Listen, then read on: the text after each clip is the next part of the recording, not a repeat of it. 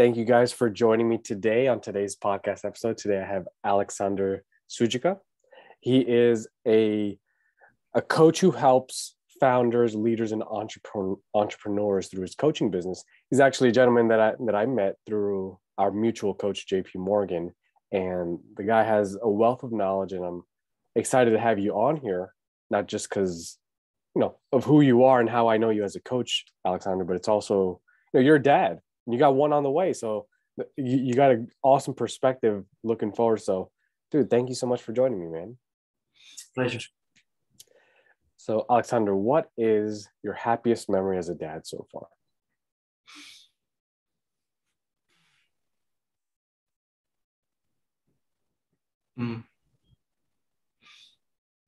What comes to my mind is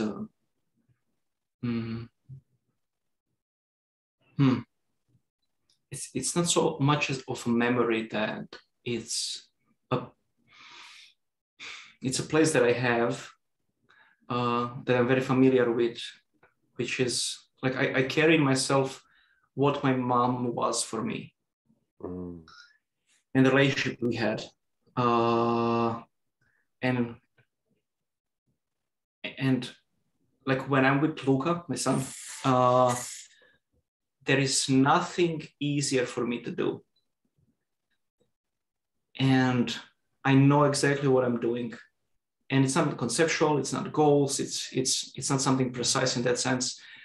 Rather, the way my relationship was with my mom, for me, I never had a concept of complaining about my relationship with my mom. Through my teenage years, that was a foreign concept. Like she was amazing, and the relationship she allowed for us to have. And when I'm with Luca, that's what I want with Luca, forever. Like that's what I'm building. 100 years of that. Nice. And so when I'm with him, I'm just in. Nothing is missing. I'm building that. What is your proudest moment so far with Luca? I mean, this one also answers the ones before better, like the happiest moment. Recently, few months ago, 2 months ago, 1 month ago, he mastered adding to 10. And he's super joyful. Well, he's now 2 years and 5 months. So he does it with such a joy. I'm PhD in mathematics, and I have numbers and all that. It's like my native world, and I'm happy in it. I'm joyful in it. It's and he is doing the adding with that. With that energy. So I know you and your wife are expecting. How many months is she along? 2 more months. Okay, so she's about 7 months now. Mm-hmm. What would you say is your proudest moment so far as a dad for this kind of stage of your relationship with? You're having a daughter, right? Yeah, the daughter is coming on the way. Yeah. Yeah, so I mean, it's kind of hard to say because obviously she's not here yet. But what is your proudest moment so far, showing up for her as you are?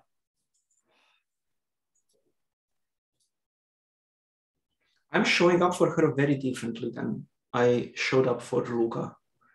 For Luca, from the conception,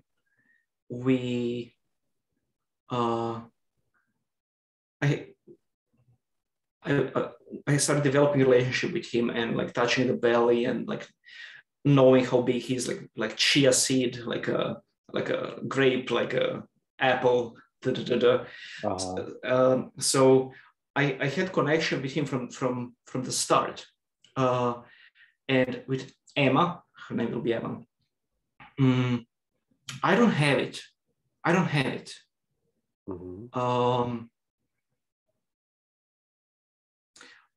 it. I'm ready to have it. There is just opening. It's not that there is something in the way. It's simply it hasn't started taking form. There is just space, a beautiful space. What is your biggest regret so far as a dad?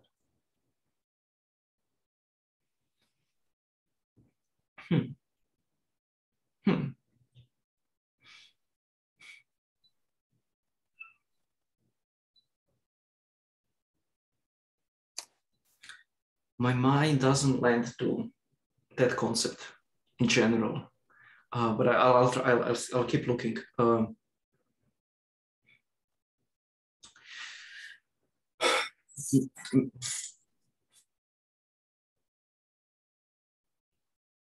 Rather than regret is, I feel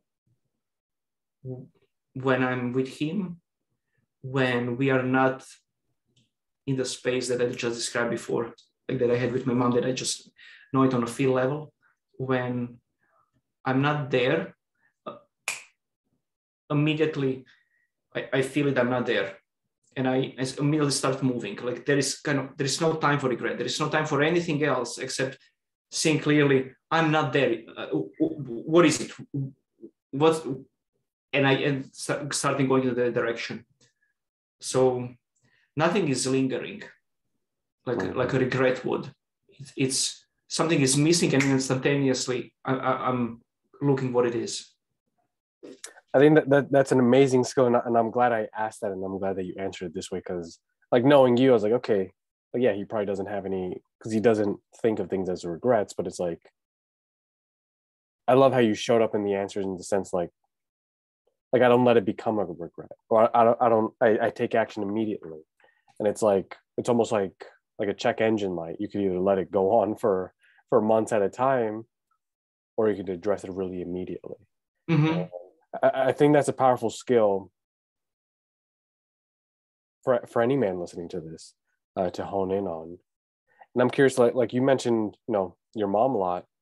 Like, what is something that you're doing with Luca that you plan on doing with Emma too, that is kind of like what you received from your mom?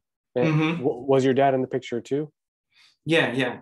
Like, what is something that you're doing for maybe one of them or both of them that you and your wife, or that you specifically want to do with Luke and Emma? Yeah. So with my mom, one thing that I can distinguish is the way she would talk with me is the conversation was there for us to help me get clear on how am I thinking, like what's happened, what is it in me about this situation that is making it the way it is for me. Like just seeing myself clearer. She was coming to me with that intention. She wanted that I see myself the way I am, not the way I should do anything, just to see myself the way I am. In that same space, then she would bring her perspectives, simply how she sees them. And like the third thing, there is whatever will come up from me seeing myself and seeing her perspectives, whatever will come up from that for me as the best decision, as the best thing to do, is what she would fully rely on to be the best that I can do. That's conversation. Yeah. No, that's so interesting that you say it, because like I'm curious, do you feel like your mom was very certain in who she was, or did you feel like there was some doubt or questioning that, like, oh, am I doing the right thing here? Well, she was very certain in she was very clear, especially emotionally, on what she did not want that she had in her relationship with her parents. She was very clear on that, and she was very clear that she doesn't know how like what should I be doing, what should be good for me, what should be good for us.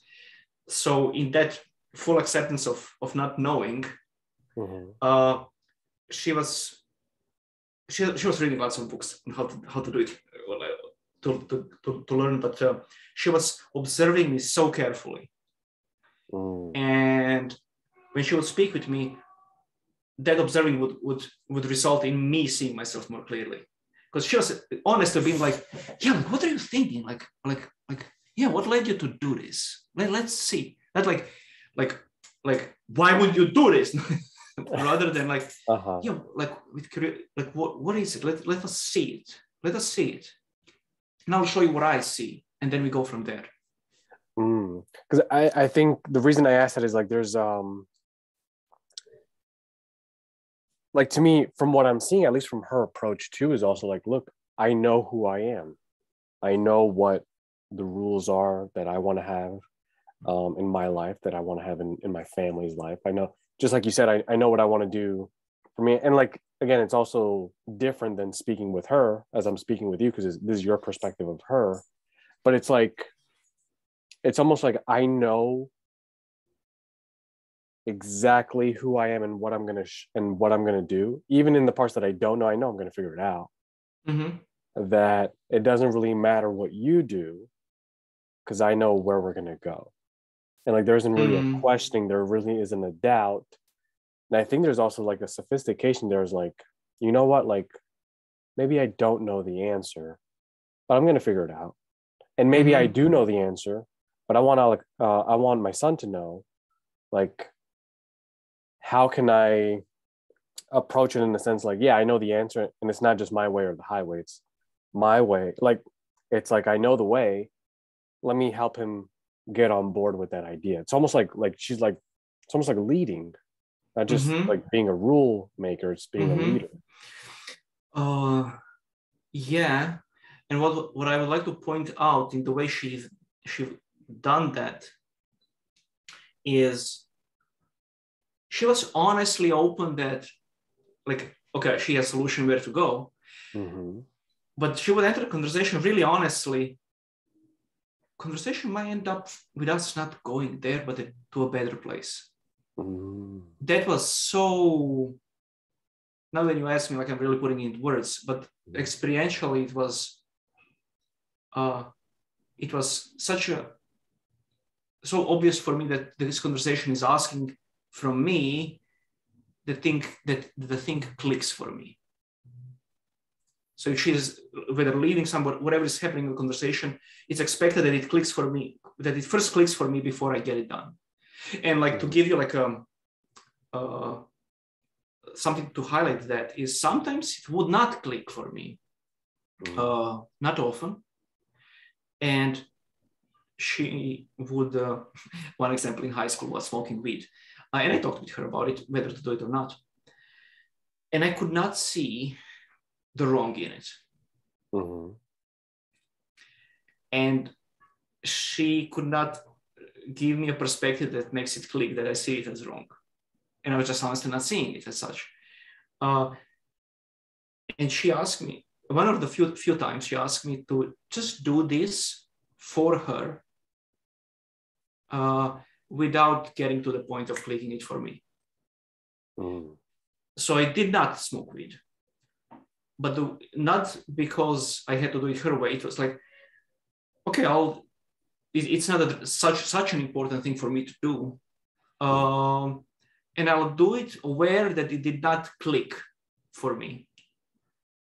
So why I'm doing it is I'm doing it for her. That's so funny, because I felt I had a similar experience with myself with my mom. Like, yeah, like I was in college, I got into a business group, and I was like, there really isn't anything here that I really want to do. And like, I know what I want to do in the business sense. Like, I want to have business. And I know I've met people, you don't need to have, like, a lot of the education you get is by doing the thing, not so much at school. And I was like, you know what? I got to finish school because it's for her. She wants it. She's worked so hard. Like, I'm going to do it for her. And like, to this day, like, we have my wife's undergraduate degree here. We have my life coaching certification here. My mom has my college graduation diploma. Like, that's my mom has mine. That is for her. That is not. So that's so cool. Do you have an example of how you're kind of, so you mentioned a lot about what your mom has done and how that impacted like leading you. What is an example of you leading Luca in that kind of sense? So I'm planning not to homeschool him. I'm planning to homeschool him. Or some good equivalent of that gets developed in the next 5 years. Which is, there's a good chance of that, the way things are evolving. Sorry, what was your question? I was going there. How am I leading Luca? Yes. So I have 5 pillars that I conceptualized for myself that are important for him. And the number one, the most important one for me is what I call passion, which for me is his ability to navigate his life from his interests. So when there is something internally that interests him, that starts like making connections, like making him alive, that he has the ability to bring that in a request, to bring that in a question, to bring that to move forward with it. So I'm leading him in that. That's like one thing. And why I do that is I'm checking like what is capturing his attention, like what is capturing him. And when I see that, I give him space to be with a thing, and I help him to be exposed to it more. I bring him in a situation where he's exposed to it. Like a simple example is when he was like 20 months old, he started like asking what brand of a car is a car that we see.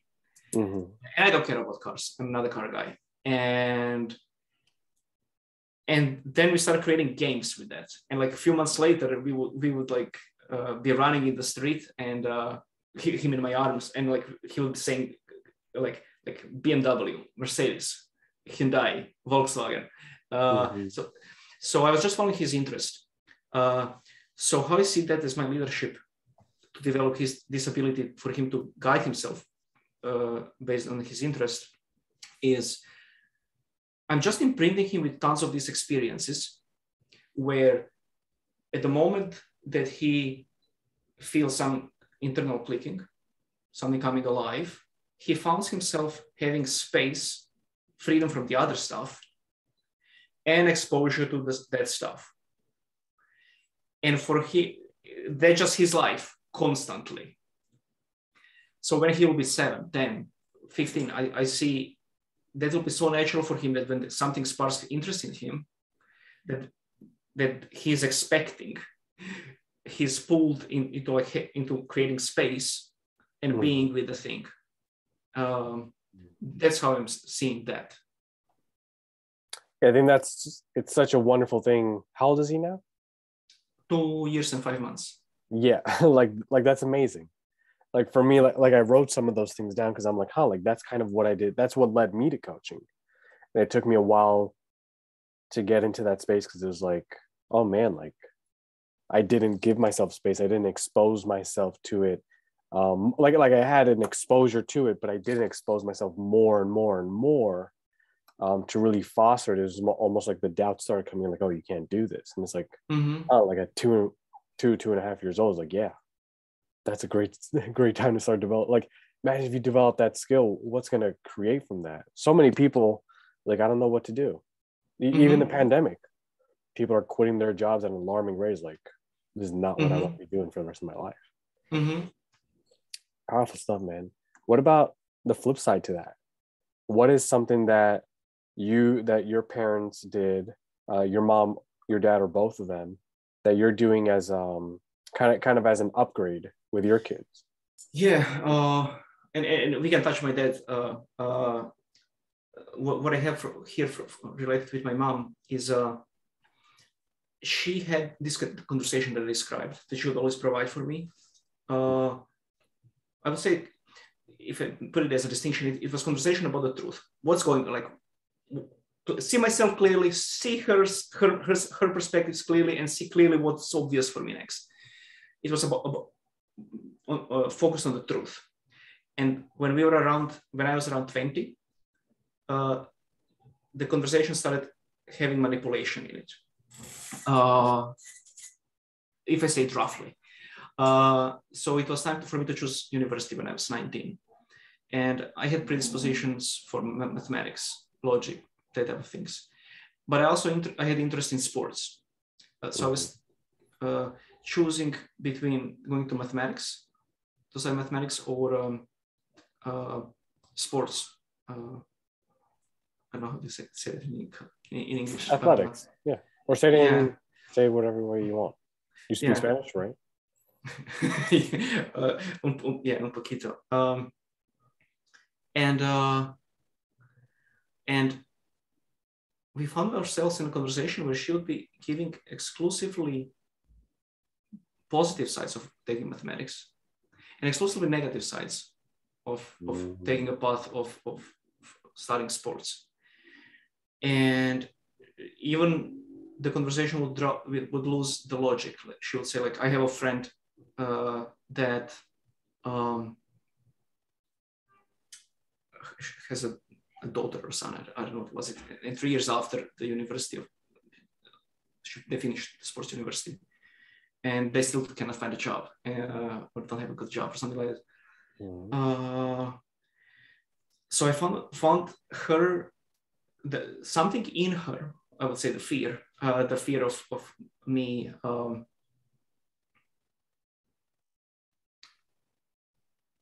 my mom and dad got separated when I was around 7, and my dad, like, financially was always struggling financially throughout his life, and she was seeing danger of me taking that path. So that fear kind of took over, and it became like, it's more important that we get him to mathematics to make it safer that he doesn't fail in life. More important than providing this quality of the conversation. Like, it was the first time I experienced, like, the priority shift. Like, and that's what happened. That was like the first distortion, because the first distortion of the conversation. And we still had a great relationship years after that. And 3 years after that at university, we had like another gig. And by the way, throughout those 3 years, we could not kind of talk about that peacefully. Because I would try to say, like, Mom, you were trying to convince me into doing this thing. You were not caring about the quality of the conversation. And then it would get active, this fear again. And so the conversation around that topic would not have that quality that we had. In the third year, it excelled. And I'm taking a long path to answer your question, if you're okay with that. At the third year of university, I realized I was like top student in mathematics, and I already started seeing, like, mathematics, I can work wherever I want, like banks want me, financial sectors. So, and I realized one of the main important thing was money was always an issue. Single mom, and all that stuff. So I realized, okay, I'm at the point where I solved financial stability. I qualified. I acquired enough knowledge, and if I just continue next 2 years, I'll be done with this, and I'm ready. So I was like, okay, now I need a new goal. Like, what now? And I genuinely looked, I don't know. And I started looking everything that was coming to me, and I had an idea of being a monk, or living just on rice, eating rice. Oh, that's an extreme. Yeah. And as I got used to having that conversation for 20 years with her, sharing everything, bring everything in conversation without that making a disturbance, everything being simply seen for what it is and informing the next thing we talk about. I had inclination to go and share, and I did. And that I think really touched her fear. Like, I'm throwing everything we've built. It was me and her against the world.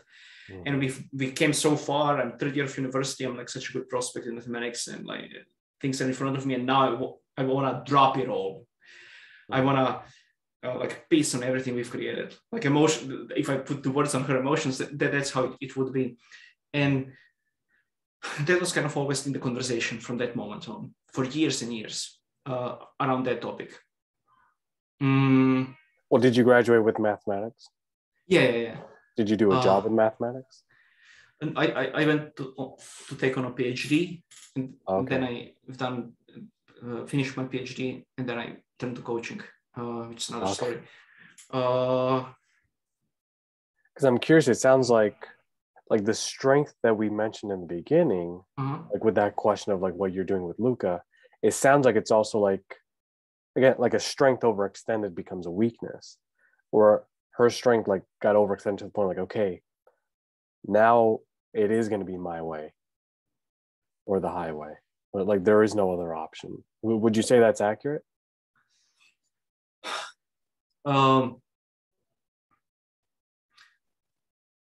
To a degree, yes. But she definitely did not have that clarity. It was, and the emotion was there, and the emotion started running the conversation, which was not the case for 20 years with her. So this foundation that we've built, that whatever happens, we are like, yeah, sure, we can go to conversation. When I think of,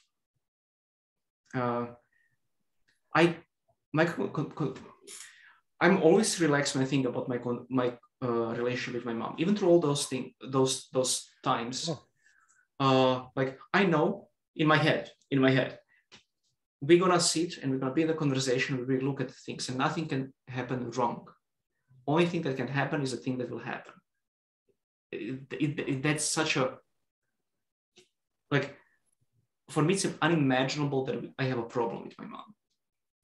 Yeah, and I think just to like kind of get back to the question too is like, that is something that you don't want to do with Luca. Yeah. So yeah, the answer to that is, so what happened, the way I see it from my perspective, the way I see what happened is that fear entered the conversation and started running the conversation. And the conversation could have no longer been there a resource for me to navigate my life. With Luca, I want that my relationship with him, my conversation with him is a resource for him forever. In the sense that I will, like, whatever fear I have, whatever, I will make sure that I notice, holy shit, I'm completely freaking out about what you're saying. Give me a moment, or we can stay in a conversation if you want. I'm just like informing both of us there is some freak out happening. Maybe it will take me more than this conversation to see it for what it is. Oh, so you tell him? Huh? You tell him that you're like... No, I'm saying like when he's 20, oh, okay. I'm like imagining that conversation, and like if something like that pops up, I'm gonna say like, whoa, something popped up. I don't see clearly what it is yet. But I'm guaranteeing you and me, it will not be running our conversation. I will be acknowledging it every time it happens. And maybe you'll spot something that I'm not spotting, but then I'll keep acknowledging it until I see it clearly what I'm actually concerned with. So yeah, I think that's so like that right there. I mean, it's also like easier said than done sometimes, because sometimes like, oh man, I'm in the middle of this emotional thing, and I'm like, hold on, I'm an emotional person right now. Let me step away, because it's like that's a skill right there to develop, especially when emotions are high. And for men, like when I'm angry, like I don't sound like I get into anger a lot, but when I do, it's like it's hard to get out of it. It's like, oh wait, hold on, I'm aware of it. Let me step away. It's kind of like one of those things when you're fighting with your wife. One big tip that I got was like, Like this is like I am not showing up the way that I need to show up. I love you, and I'm gonna walk away now. It's not something that I've done too frequently, to be honest, because it's something that I forget because I'm in the middle of that emotion. But it's like, like that level of awareness. I wonder how many of our things would how many fights or arguments or escalated like memorable things that or things that we have, any painful things that we haven't forgotten about. How many of those things would not have happened if we approached it that way? Now, the way I'm looking at that is the most important thing here for me is I want to have a conversation with Luca where there is nothing that we're blind to that is running our conversation. And that's the only thing I'm interested in. I have just zero interest in anything less than that. So if you ask me at any moment in my life, what am I building with him? I'm building that, nothing else. So like, easier said than done, or like, can I do it? That question does not matter. That's what I'm building. Is it possible that I spend like all of my life and not get there? Or not spend like a big percentage of my time there? I don't care about that question. Every brain cycle I spend on that question is the brain cycle that I'm not actually building it. So when I get emotional, maybe I lose it in the conversation. The moment I notice it, if in 3 minutes or in an hour, doesn't matter. Like next conversation is where it's exactly where we go. Or even before I am with him, that's exactly where I go. So it's just instant direction that's given from losing it. Once you notice that I lost it, once I notice that I've lost it. Yeah. I think that's an awareness definitely to practice. And I think it's, if more men, like even dads in general, just practice that, like how much different would the relationship look like 5, 10, 20 years from now? And so powerful. I love that you brought that up. And I'm curious, let's say we were to go back in time. What would we do the same raising Luca? What do I do the same raising Luca? Yeah.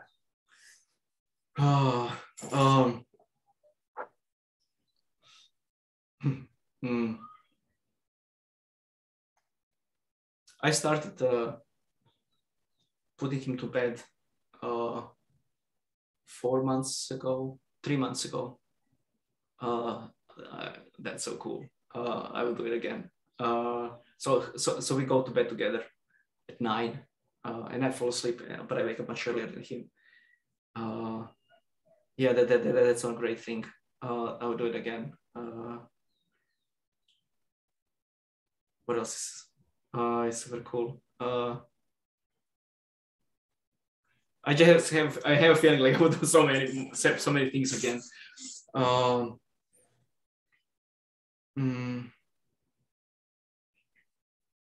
We would make him again. Well, we can keep that to just one thing.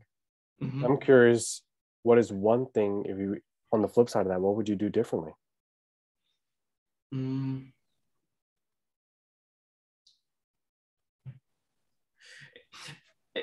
I feel like I need to voice this. It's almost I'm not collaborating with you. Every time you ask some question about the past, what I feel when you ask me questions like whether regret or what I would do again, what I would do differently, I feel so present with him. It's kind of like the past is being erased so fast, or being put in like somewhere distant. It's not in my everyday life. It's really not in my everyday life. I'm with what is the thing now? What is the thing now? That's where I am. That's where my experience is regularly. So I just want to speak to why it's so when any question you have about the past is so I'll start with that. What would I do differently?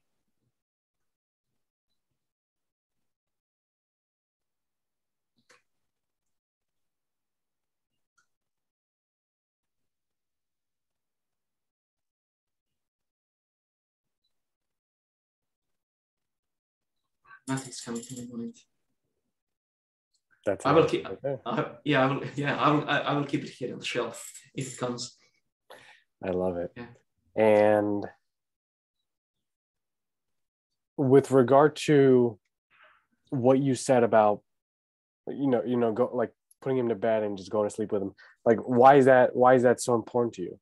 Why has that been such a meaningful thing for you to say it? It was why it popped into my head. It was more operational because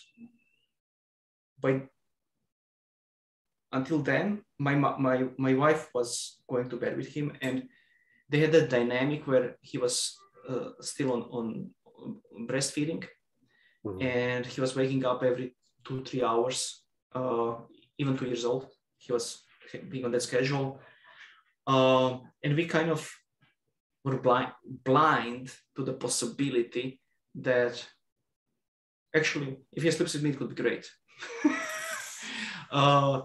We just it became like we stopped thinking about alternatives, kind of. And I don't know what was the reason. We wanted to.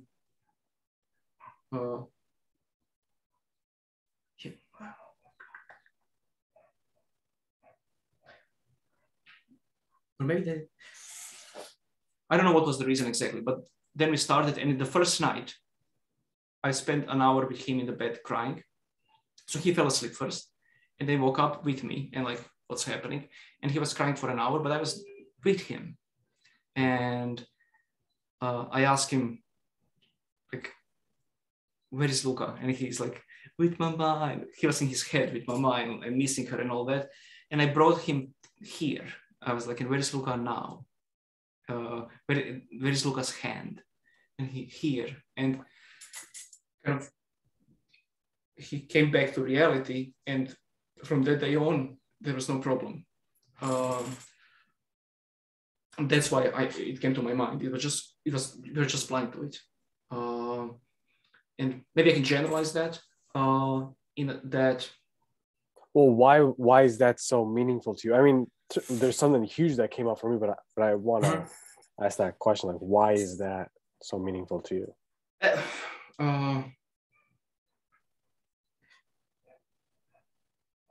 It's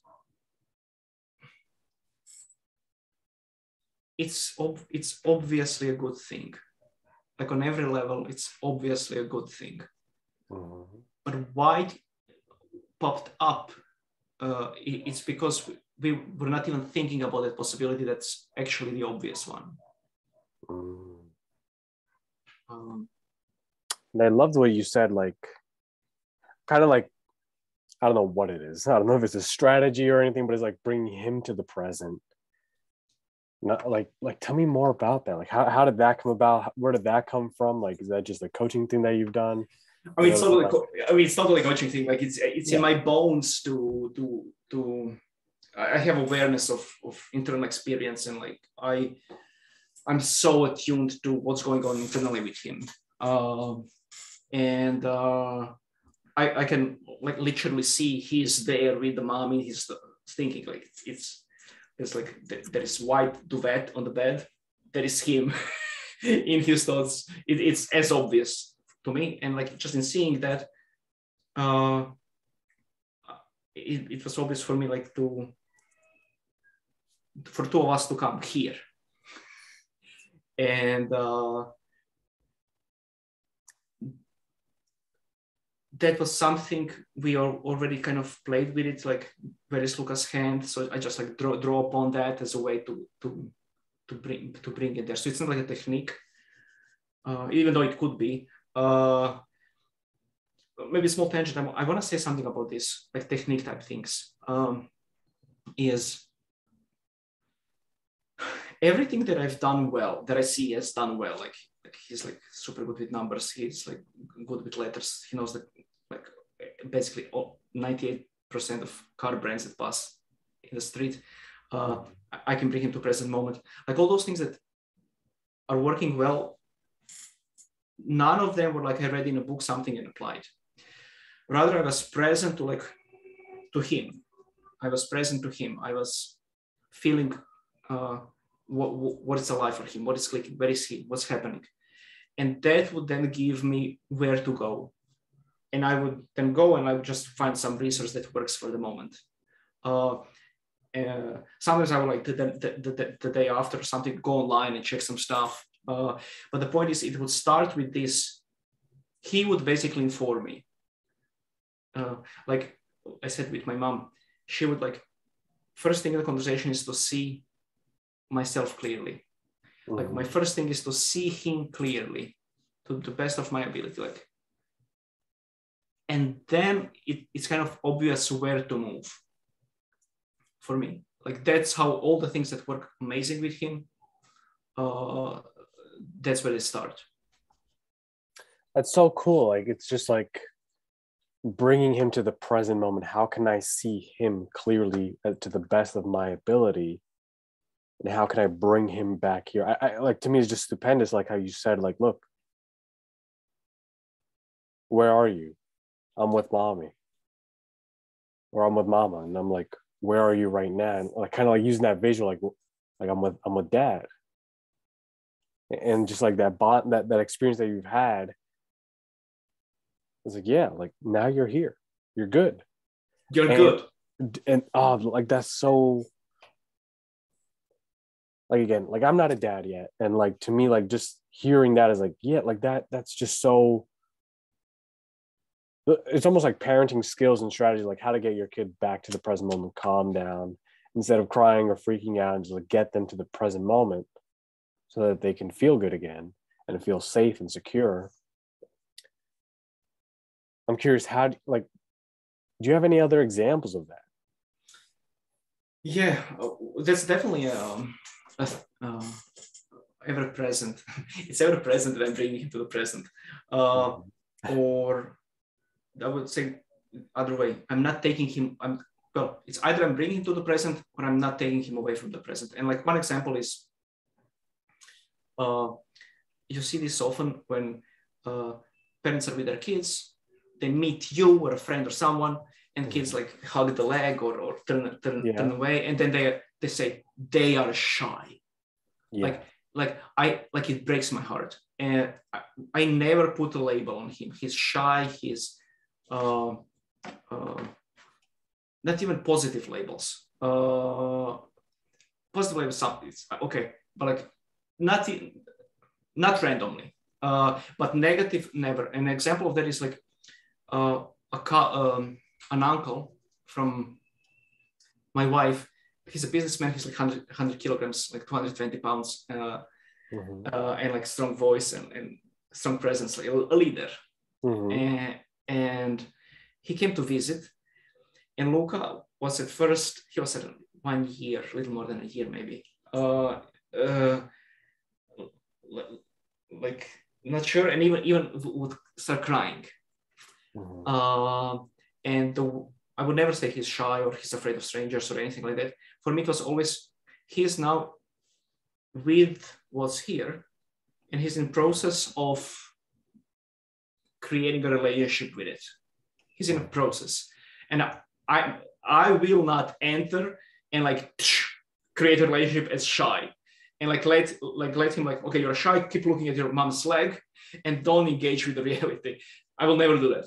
So I simply kept that space open, and we started talking with the uncle. We sat at the table, and Luca was on my legs for like sitting for like 20-30 minutes as we were talking and looking. And after 30 minutes, he asked something, and eventually he started sitting on his lap and laughing to him. laughing with him. What would you say that is then? Like, I totally see where you're coming from. Like, look, like he's not a shy person. I even had this experience last night. Like I don't know why this young kid, like my wife's cousin, he's like 5, and he's like, he loves me. Like him and I, awesome relationship. With, like over the phone, like he didn't even say hi. Like and his mom was like I don't know why he gets shy over the phone. And I'm like, oh, it's almost like now we're affirming that he's shy. And as an authority figure, it's like, okay, me as a 5-year-old listening to that, like, yeah, I guess, yeah, I am shy. Or I am shy on the phone. Like I read something about eagles that like, holy shit, that's the type of a father I am. So the eagles, the female eagle, when it's mating time, picks up a branch, flies up high, throws it, and a male like dives and catches it and brings it back, and then she does it again, and like he keeps throwing it. And if he's like really good at retrieving it, then they mate. They have their chicks, and they feed them. And now when they're big enough, just big enough to start entering independence, the male eagle comes and like with his wings like throws out all the soft stuff from the nest. So now it's like just branches and cold, and they start bringing them food, even though they bring it like a few meters away on the cliff and eat it there. And they're left with no choice, the chicks, but to get to the edge of the cliff and jump and try to fly. And as they do, the father eagle dies and catches them. So, and he keeps doing that. So that's the whole point. And I see myself as a dad. Like my job is to have him spend as much time as possible on the edge, dealing with the reality that's on his edge, safely. So not crossing the street without me, but as close as he can, or walking on the edge, literally on the edge, or dealing with a person, whatever the reality that he's dealing with is, my job is to make it safe. Like the real danger is not a possibility, like a real one, like life-threatening danger or a permanent injury danger is not there. And how it looks to me when parents say kid is shy, they have just like put like between him and the reality, like a permission not to engage with reality. You don't need to be on this edge. This edge doesn't matter. Stay here, like when someone says that they're shy, it gives them permission to not engage. Like, yeah, okay, we are not going to go to that edge. We don't go with the edge where the people are. And by the way, with Luca, we have concierge in our building, different ones, and he approaches each of them, and now he asks them like 2 + 4, 3 + 5, and then they ask him, and he like when he's answering, he leans into like 7. He's 2 years and 5 months. Because I just always kept this space for him to engage and not made anything out of it. And if someone would say he's shy or something like that, I would like, absolutely not. Definitely not that. He's definitely not that. Definitely not that. So that space I was protecting that space. Yeah, I think it reminds me of like when again I started talking about this anger stuff with that I've been experiencing with a friend of mine. He's like, oh, I never thought of you as possibly being an angry person. I'm like, I don't believe there are angry people. It's just there are people who lean into anger more often than others. Like anger is a feeling. We just feel it. And I think it's like, let's not, like, again, I'm 30 years old. I'm a coach. I have experience here. Like, yeah, I'm not going to identify as that or just listen to someone's identity. But yeah, 2-year-old, yeah, I could totally see that. And the person who mentioned this to me was probably, I don't even know, in their 40s, maybe almost 50. I was like, yeah, I could totally see how this is kind of a thing. This language is like, yeah, this follows you along for a long time because you don't see it differently, especially when everyone else sees it the same way. And I'm curious, like, just like for this experience with Luca, with this uncle, is like, I'm going to let him feel what he's feeling, but I'm also not going to tell him where to go, where not to go. Totally. My hope is that he goes to the edge and he takes the quote unquote risk and engages with this uncle and see what happens. I use one thing here also. I don't know if you read Never Split the Difference. It's a book about negotiation. They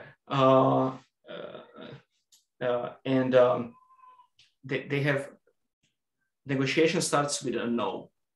When you get to the no, then we have something. And with him, whatever we are doing, if he starts slowing down, like if we are calculating numbers and he starts slowing down, being distracted, I'm immediately, are we done?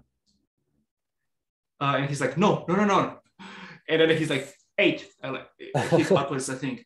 So, and I don't want to reduce it to a technique of like, are we done?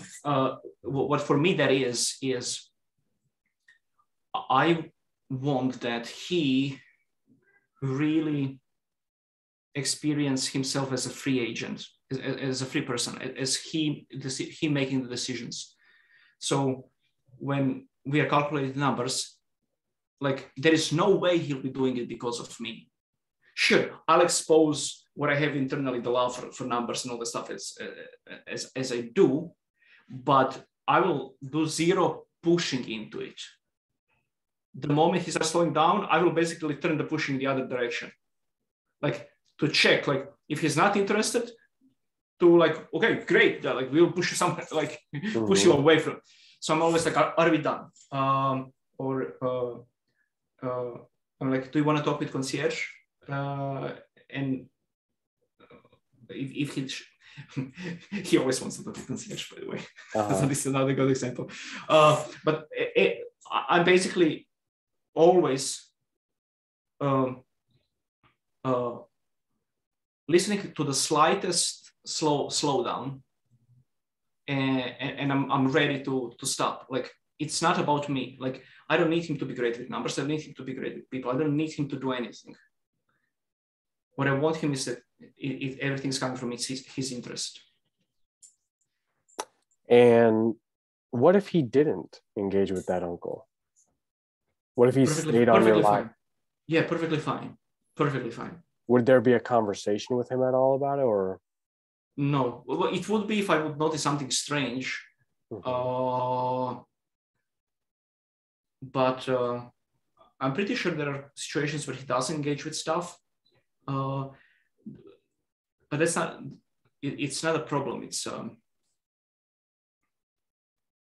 as I said, when he's with something, I see him. He's in his own process with it, and based on how much proclivity for it he has, whatever it is, he'll build something with it. And what he builds something with might be like completeness for now. And I'm curious, is this the approach that you take with everything that he's feeling? Mm-hmm. So if he's angry or if he's like again, there are some cool questions you ask, like where are you now? Like when he's sad or when he's crying.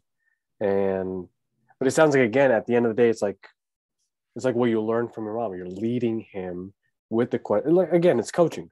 You're leading him with the questions to see what he can, to help him see more clearly. But at the end of the day, everything is involved with, he has complete agency over what he wants to do, what he wants to say, what he wants to not do. And it's like, again, like let him go to the edge and play around there. Because at the end of the day, you're gonna swoop in and pick him up if it's too dangerous. Yeah.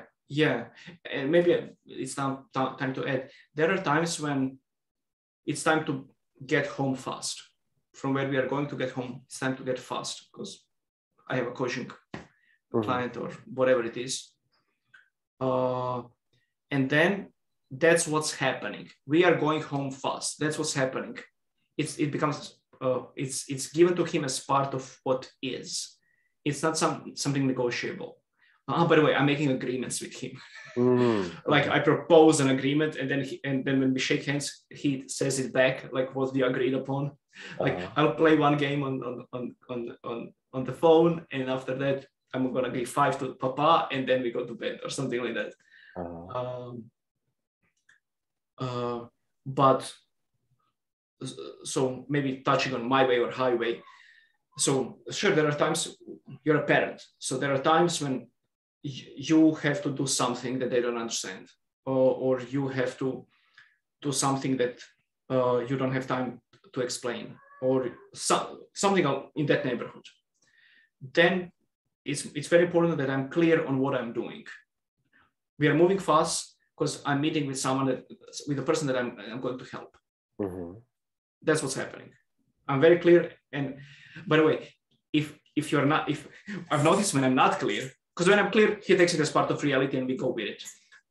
Sometimes he tries to resist it, but then it's on me to be clear. And I'm Luca, you either move fast or I take you in 3 seconds. And then he starts moving fast, or rarely it happens. He goes somewhere, I'm like 1, 2, 3, and I take him. But if I'm not clear, then there is no way he will do it. And by the way, that is another thing that for me it's crucial. Whatever I'm doing with him,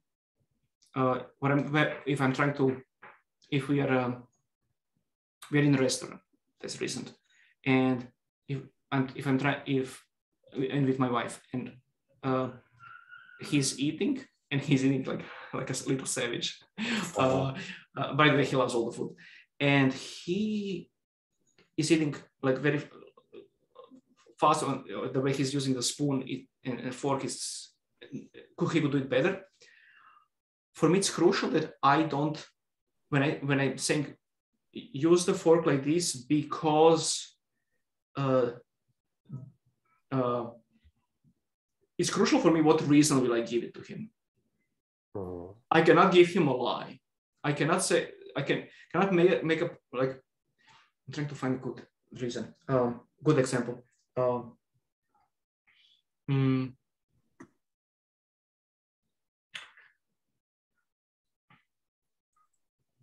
Like when I have coaching, and if he's playing with some girl, and if I say like, I will never say like, let's go, the girl has to go home or already. Like, no, that's not why. Why is because I am doing something that's in conflict with what you want to do, but that's what I'm doing, and that's what you're gonna do. It's a conflict, but that's what's happening. I want to be very clear about that. I don't say it with these words, but I don't want to try to sugarcoat it. I don't want to try to use half reasons that kind of sound like we should go, like, oh, the girl should go now, or the girl already spent enough time with you, or no, that's not why we are actually going. For me. So you give him the reason why. It's almost like respecting him as another person, not just as some kid, like just another man. Like, look, this is the reason why. He either says like, yeah, okay, that's okay, or he doesn't want to. And it's like, okay, well, you're either coming or I'm going to pick you up, and then he chooses from there. Has any of that ever like backfired? Like he's still just angry and maybe screaming or crying, or like this is not fair. Short term. I wouldn't even call it backfire. I see it as our communication. Okay. And you asked me if I talk later with him about things. In this case, absolutely. In this case, and sometimes he comes and he says, today before Luca cried, and he just says it like, but doesn't say it as bad or good. He just says it as a Luca cried. A statement, and, yeah. And if he doesn't, then I say like, today Luca cried, and then we say something. More important, what we say about it is, I'm with that thing, and I want to address it by simply two of us being with it, because language is very limited at this time. Yeah. So we'll pick here and there some language that like can be used well and it helps, but it's going to be addressed. everything will be addressed. That's the foundation. How do you feel he's 2.5? Mm-hmm. But how do you feel like that approach has helped serve him into the man that he's growing into? Or even just the young kid that he's growing into, from an infant to a kid? So like two things. One, simply the relationship with me. And second is that as a template for his relationship with himself. So the relationship with me is the one in which whatever shit happens, it will be addressed the first moment we have time. And if it's super urgent, everything will stop and we'll address it now. Most of the things are not that urgent, so it's gonna be addressed when it's time, today, tomorrow, but soon. So that gives him completeness. He is always complete in our relationship. He's either perfect inside of our relationship, or there is one or more things to be addressed. And in holding those things as things to be addressed, there is completeness in that. Like, I don't need to be, he will not be going into my dad is thinking this about me, I'm doing this wrong, or like there is zero of that. There is just silence. There is like, this will be addressed when it's time. So it's giving him that in a relationship to me. And then ideally in relation with himself, when he has something like upsetness or frustration or anger or whatever it is, I'm going to check in with this anger. Let me put it here on the shelf. I'm complete. That's for you or for him? That's for him. So the first one was for me, like relationship with me. So in the relationship with me, he's perfect and complete. Yeah. The second is relationship with himself. That when something is, I'm not sure if we understood each other at this moment. No, I totally get it. Yeah. Good. Okay. Dude, I love just hearing like those parenting kind of approaches. I'm very curious to see what it continues to create. And again, when he's 3, maybe when he's 4 or 5, just go from there. And even with Emma when she's born, and just his relationship to Emma too. And well, I'm curious. So these are questions that I ask everybody. It's for the dad who's not around. Maybe he is in another country. Maybe he lives in another state. Maybe he sees his kid every other weekend, or maybe his relationship with his children just aren't that great, and they don't really want to see him, so he's not really in their life that often. What is one piece of advice that you would give to him?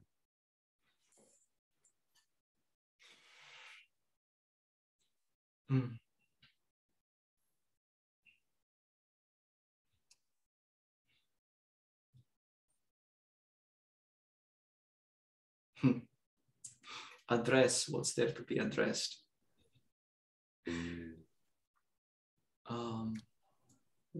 Whatever that is.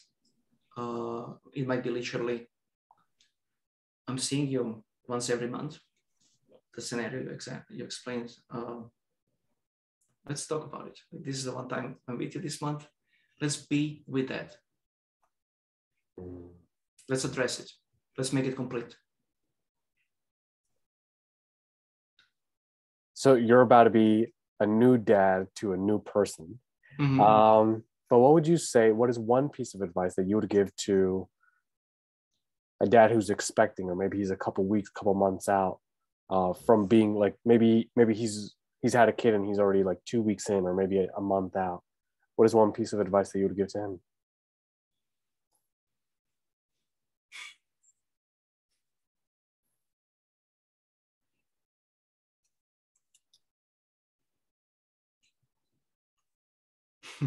This sounds so cliche. Go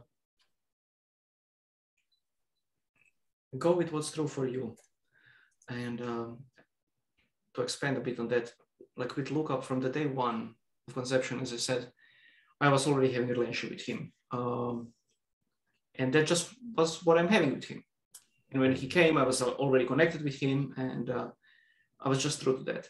With Emma, she's coming in 2 months. and I barely have any connection. I have space, but that's what I have. I have space and no connection, nothing that resembles what I had with Luca. And that's just what it is. Mm-hmm. And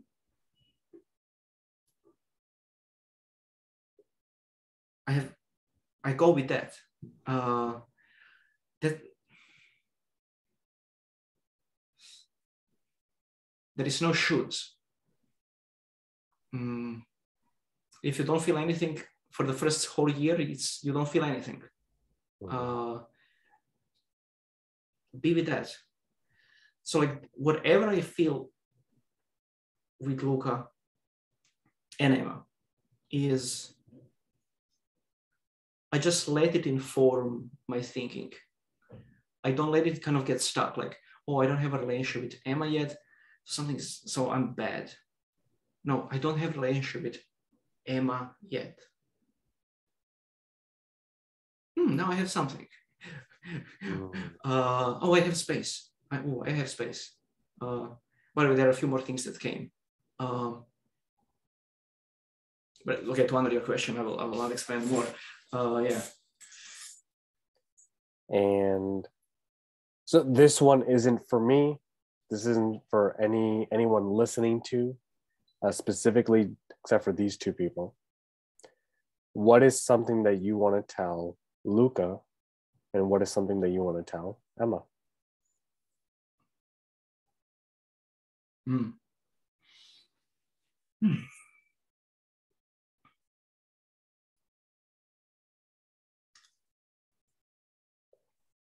There is something specific I want to say to Luca. By the way, I have a conversation with him in my notes.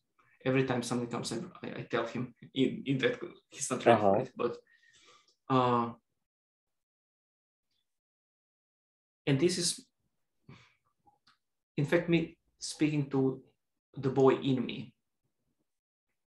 For me, like being raised by a single mom, she always working 2 jobs and night shifts. Not having a family to rely on financially in her reality. For me, money was always something to be solved, something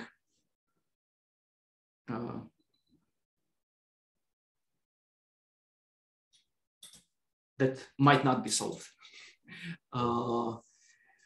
And like very pragmatic thing that I want to tell him about money is go navigate your life by going to the best people you can meet, the best in what they do, and also best is like that when you are with them, you could work with them forever. And search for the biggest problems where you can be useful. And as you do that, take equity. Always take some part of the project. Don't get just paid. Take ownership of what you do. And with that, you don't need to think about money. Like if you do that minimum, money is solved. It will be good. That's something I would have liked that someone that my mom had told me, but she didn't have that available. So that's what I would tell him. I have bigger life things to tell him, but like this one is so specific. Like maybe it's coming from a place of, for a big part of my life, that it was not natural relationship with money. Like I have supernatural relationship with my mom, with my family. Like my personal relationships are come so natural to me. Like this, now it's Christmas, so it's a problem because you'll go and meet your, that's not existing thing. So for me, that's supernatural. It's just my natural self-expression. So it's so easy. With Luca, it's so easy. So I know that money was not natural for me for a long, long time. And still, so maybe that's jumping out, telling him that, adding to that, yeah, and like, you will figure out your money by yourself, better than me. I'm smoking, I cannot help myself, but like, I cannot help you here, but like, you'll figure it out. Clearly it's not good, kind of thing. I'm not smoking, but like, that was my mom with me. So that's for him. I would also say that to Emma, but this is specifically for him, because I guess that's the kid in me. And Emma, yeah, of course, this goes to same for Luca, is there is nothing you can do. It's just impossible that you will get 1% of maximum possible love from me. That's not a possibility. Say that again. Like whatever, like you will always have my maximum love. Oh, okay. Like it's even saying it so obviously cannot show you how certain this is. How, yeah. I love it, brother. Thank you so much for being here. Thank you so much for sharing your experience, your knowledge, your skills. I think a lot of men there's so much to take away from here, and just like the approach, not just with your kids, but just with life in general, just with yourself. How can you approach it? How can you go to the edge and then swoop in and save yourself, if anything, if you're doing it with yourself, and just give yourself that permission to go there. And I think there's just the freedom. There's so much that can just be created. Just go to your edge. You're okay. I love that, man. Thank you so much, Aleksandar. Really appreciate your time, man. Thanks for having me.